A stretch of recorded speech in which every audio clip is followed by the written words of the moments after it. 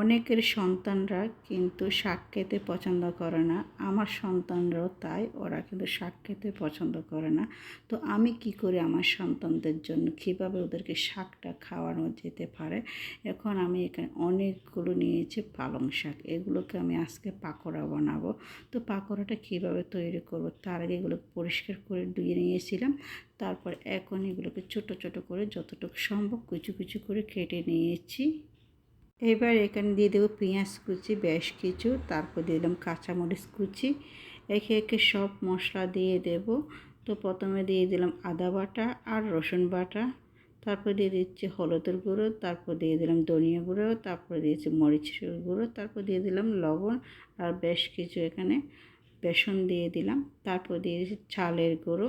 এখন এগুলোকে দেওয়ার পর পানি দিয়ে দেব সামান্য। আপনারা যদি চান এখানে ডিমও ব্যবহার করতে পারেন।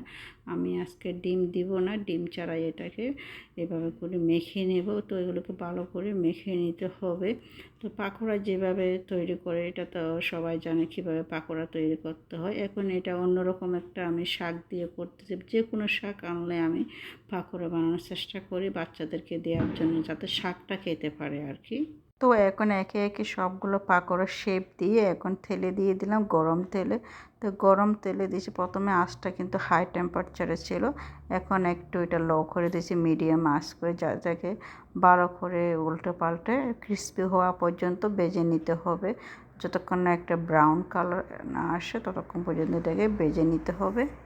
তো পালং শাকের অনেক গুণাগুণ আছে, সেটা আপনারা অবশ্যই জানেন, আমি আর বললাম না।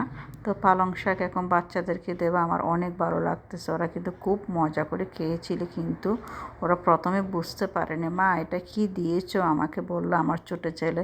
তো আমি প্রথমে বলিনি ওদেরকে এটা কী দিয়েছিলাম, তারপরে ওকে বললাম গ্যাস করো। তো ছেলেকে জিজ্ঞেস করার পরও বলতে পারেনি, তারপর আমি বলে দিলাম এটা শাক দিয়ে তৈরি করেছি। তখন ওটা শুনে ও আমাকে বলতেছে এটা তো অনেক টেস্ট হয়েছে, অনেক মজা হয়েছে। তো প্রথমে কিন্তু বুঝতে পারেনি এটা শাক দিয়ে তৈরি করলাম।